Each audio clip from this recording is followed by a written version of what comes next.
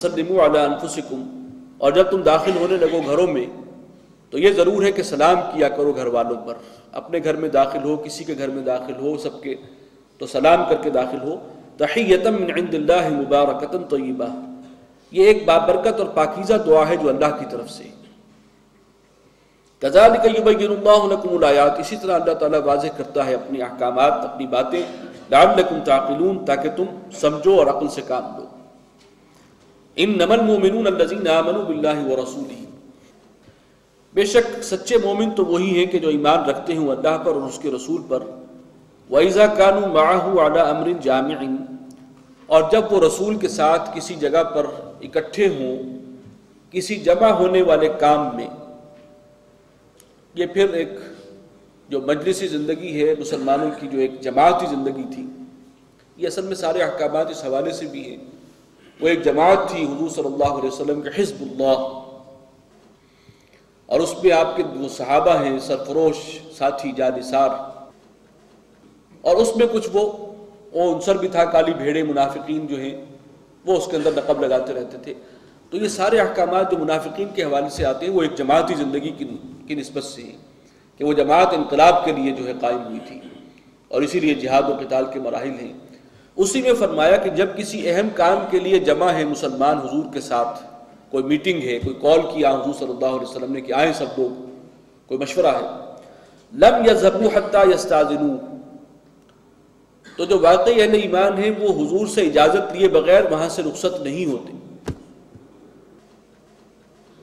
ان الذین یستاذنونک اولئک الذین یؤمنون باللہ ورسولہ، بے شک وہ لوگ جو آپ سے اجازت لے کر جاتے ہیں وہی ایمان رکھتے ہیں اللہ پر اور اس کے رسول پر.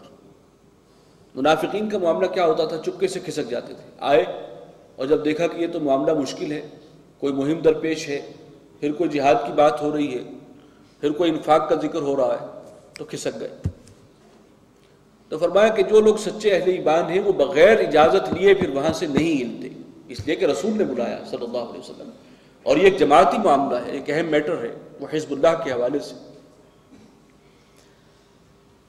فَإِذَا اسْتَأْذَنُوكَ لِبَعْضِ شَأْنِهِمْ، تو اے نبی اگر وہ آپ سے اجازت مانگیں اپنے کسی کام کے سلسلے میں، کوئی انہیں عذر ہو سکتا ہے، کوئی اہم مصروفیت ہے جس کی وجہ سے اجازت لیں، فَأْذَن لِمَنْ شِئْتَ مِنْهُمْ، تو آپ اجازت دے دیا کیجئے ان میں سے جس کو آپ چاہیں.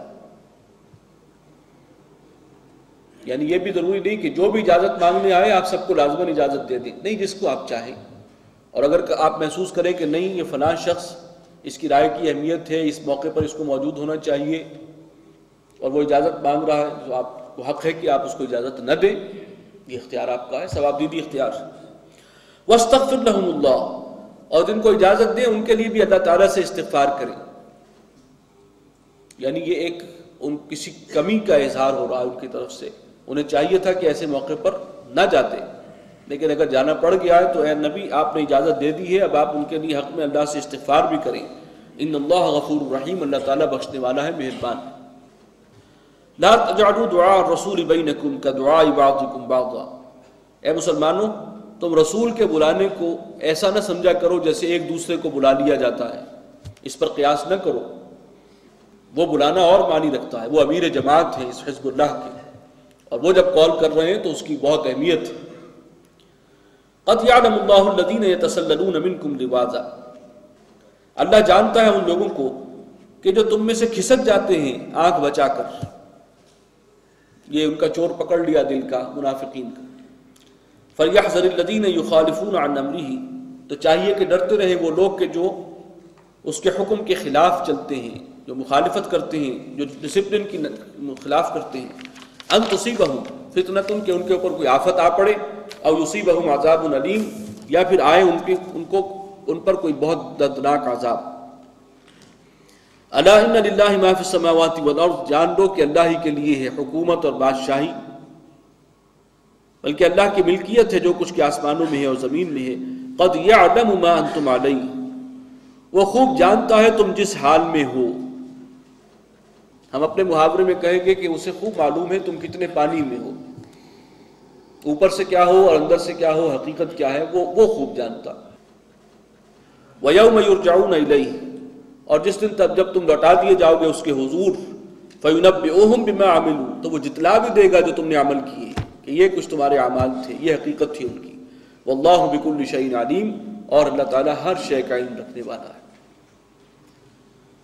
سورۃ الفرقان، یہاں سے پھر مکی صورتوں کا سلسلہ اب شروع ہو رہا ہے۔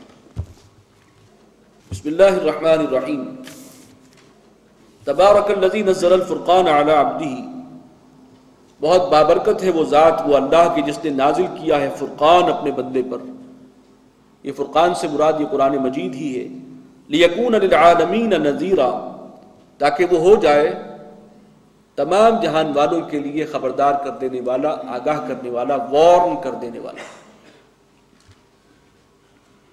الذی لہ ملک السماوات والارض، وہ اللہ کے جس کی حکومت اور بادشاہی ہے آسمانوں اور زمین میں۔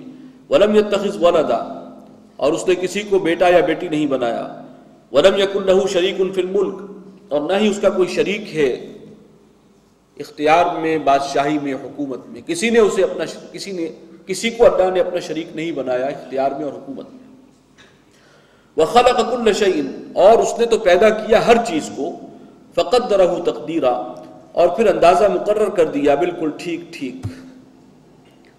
جو بھی مخلوقات پیدا کی ہیں ان کے اندر کیا جو ہے استعدادات ہیں، وہ اس کا منیمم لیول کیا ہے، اپر لیول کیا ہے، وہ اللہ تعالیٰ نے اس میں مقدر کر دیا ہے۔ ایک چیونٹی جو ہے وہ ہاتھی نہیں بن سکتی، اور ایک ہاتھی جو ہے وہ چیونٹی نہیں بن سکتا۔ تو جو مخلوقات بھی ہیں اس کے لیے اللہ نے ایک ایک اندازہ ہر شے کا ٹھہرا دیا کہ یہ کہاں تک جا سکتا ہے، اس کی کیا لیمٹس ہیں، منیمم لیول کیا ہے، اپر لیول کیا ہے، وہ چیزیں مقرر کر دی ہیں اللہ نے۔ وَاتَّخَذُوا مِن دُونِهِ آلِهَةً، اور ان لوگوں نے اللہ کے سوا کچھ اور معبود اختیار کر لیے ہیں۔ لا يخلقون شيئا، وہ تو کوئی شے پیدا نہیں کرتے۔ وهم يخلقون، بلکہ وہ تو خود مخلوق ہیں، انہیں پیدا کیا گیا ہے۔ ولا يملكون لانفسهم ضرا ولا نفعا، اور وہ تو اپنے بارے میں کسی نہ نفع کے مالک ہیں نہ نقصان کے مالک ہیں، کوئی اختیار نہیں رکھتے اپنے نفع نقصان کا بھی۔ ولا يملكون موتا ولا حیاتا ولا نشورا، اور وہ کوئی اختیار نہیں رکھتے نہ موت کا، نہ حیات کا، نہ دوبارہ جی اٹھنے کا۔ اور ان احمقوں نے انہیں اپنا معبود بنا دیا، ان کو الوہیت میں شریک کر دیا، ایسے بے بس اور لاچار ہستیوں۔ وقال الذين كفروا، اور کہتے ہیں یہ کافر، ان ھذا الا افک افتراہ، کچھ نہیں یہ تو ایک جھوٹ ہے جسے خود اپنے پاس سے گھڑ لیا ہے محمد نے صلی اللہ علیہ وسلم۔ اب یہ الزام۔ وَأَعَانَهُ عَلَيْهِ قَوْمٌ آخَرُونَ، اور ان کی مدد کی ہے کچھ اور لوگوں نے اس میں۔ اس سے مراد یہ تھی وہ سمجھتے تھے کچھ یہودی ہیں، ان سے کچھ دوستی ہو گئی ہے یا کوئی ان سے تعلقات ہیں، اور وہ اپنے اسرائیلی روایات اور تورات اور انجیل کی باتیں بتا دیتے ہیں، تورات کی، اور وہ اپنے عربی میں اس کو پیش کر دیتے ہیں۔ فَقَدْ جَاءُوا ظُلْمًا وَزُورًا، یہ مرتکب ہوئے ہیں انتہائی بے انصافی کے اور جھوٹ کے۔ یہ جھوٹ کا پرندہ ہے جو یہ پیش کر رہے ہیں، جو الزام لگا رہے ہیں حضور پر صلی اللہ علیہ وسلم۔ وَقَالُوا أَسَاطِيرُ الْأَوَّلِينَ اكْتَتَبَهَا فَهِيَ تُمْلَىٰ عَلَيْهِ بُكْرَةً وَأَصِيلًا، اور وہ کہتے ہیں کہ یہ تو اگلوں کے فسانے ہیں جو انہوں نے لکھوا لیے ہیں، اور وہی لکھوائے جاتے ہیں صبح و شام ان کے پاس، وہی ہے جس کی املا کی جاتی ہے اور وہ پھر پیش کر دیتے ہیں کہ اللہ کا کلام ہے۔ قُلْ أَنزَلَهُ الَّذِي يَعْلَمُ السِّرَّ فِي السَّمَاوَاتِ وَالْأَرْضِ، کہہ دیجئے کہ اس قرآن کو نازل کیا ہے اس ہستی نے جو آسمانوں اور زمین کے بھیدوں سے اور خفیہ باتوں سے بھی واقف ہے۔ إِنَّهُ كَانَ غَفُورًا رَحِيمًا، بے شک وہ غفور ہے، رحیم ہے، بخشنے والا ہے، مہربان۔ وَقَالُوا مَا لِهَذَا الرَّسُولِ، ایک اعتراض ان کا اور بھی تھا، وہ کہتے تھے یہ رسول کیسے ہیں، يَأْكُلُ الطَّعَامَ وَيَمْشِي فِي الْأَسْوَاقِ، یہ تو کھانا کھاتے ہیں اور بازاروں میں چلتے پھرتے بھی ہیں، یہ تو ہم جیسے بشر ہیں۔ لولا انزل الیہ ملک فیکون معہ نذیرا، تو کیوں نہیں نازل کیا گیا ان کی طرف کوئی فرشتہ، یعنی ایسا فرشتہ آتا کہ ہم اس کو دیکھتے بھی اور وہ بھی ان کے ساتھ ہوتا خبردار کر دینے والا، یا یوں کہیے کہ آگے آگے چل رہا ہوتا کہ خبردار ہوشیار کی صدائیں لگانے والا کہ اللہ کے رسول آ رہے ہیں، کوئی اس قسم کا فرشتہ جو ہے وہ ساتھ ہوتا تو ہم مانتے۔ او یلقى الیہ کنز، یا پھر ان کو عطا کیا جاتا، ان پر اتارا جاتا کوئی خزانہ، او تکون لہ جنت یاکل منہا، یا پھر ان کے لیے کوئی باغ ہوتا جس میں سے وہ کھاتے اس کے پھل میوے۔ وقال الظالمون ان تتبعون الا رجلا مسحورا،